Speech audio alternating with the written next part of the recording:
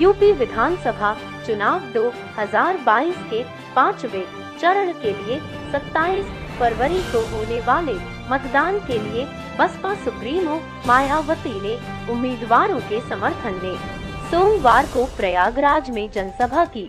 KP college के मैदान में आयोजित जनसभा में उन्होंने अपने भाषण के केंद्र में दलितों और विद्यार्थियों को रखा। भाजपा, सपा और कांग्रेस पर जमकर बरसी। कहा कि दलितों को हमेशा से शोषण हो रहा है। कांग्रेस जब सत्ता में थी तो इन वर्गों के उत्थान उसे याद नहीं आता है। कांग्रेस ने इनके लिए कुछ किया होता तो हमें पार्टी बनाने की जरूरत नहीं होती। अब महिलाओं की याद आई है।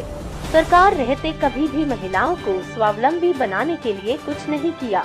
बसपा सुप्रीमो ने अखिलेश सरकार को निशाने पर रखा। कहा कि इनकी सरकार में गुंडे माफिया हावी रहे, जमीन पर कब्जे होते रहे, सरकार देखती रही, माफिया को सरकार का शह मिलता रहा। अखिलेश सरकार में जातिवादी राजनीति देखने को मिली। बसपा सरकार की योजनाओं को बंद कर दिया गया। SC, ST बच्चों को विदेश जाकर पढ़ाई करने की सुविधा को रोक दिया। सरकारी भूमि आवंटन में मिलने वाली प्राथमिकता को खत्म कर दिया। ऐसे कई विरोधी फैसले लिए। संत रविदास नगर का नाम बदलकर भदोही किया गया। यह आपका पड़ोसी जिला है। यह सरकार दलितों के हितैषी नहीं है। कई योजनाओं के नाम बदले गए।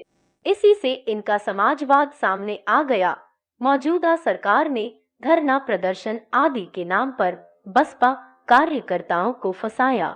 सेक्टर और पोलिंग बूथ की कमेटी, खास तौर से पोलिंग बूथ की कमेटी मोहल्ले मोहल्ले में जाकर तो सर्व समाज के लोगों को तैयार करके अपने कैंडिडेट को जिताने का पूरा ये कमेटी प्रयास करेगी।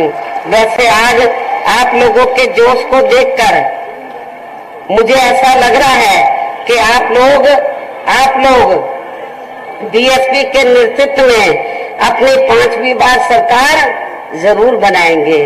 इस बार अपनी 5वीं बार सरकार जरूर बनाएंगे और इस बार 5वीं बार सरकार बनाने के साथ साथ अपनी बहन जी को 5वीं बार यूपी का मुख्यमंत्री भी जरूर बनाएंगे।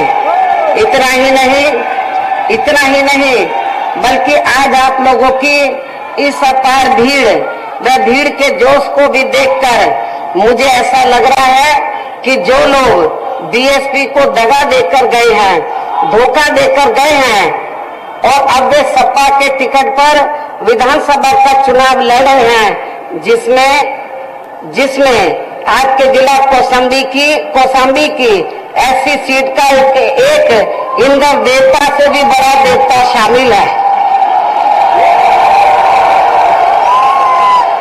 तो उन सभी की आज से लेकर, वैसे आप लोगों की भीड़ को देखकर, तो उन सभी की आज से लेकर वोटों की गिनती होने तक मुझे पूरा भरोसा उनकी नींद जरूर उड़ जाएगी।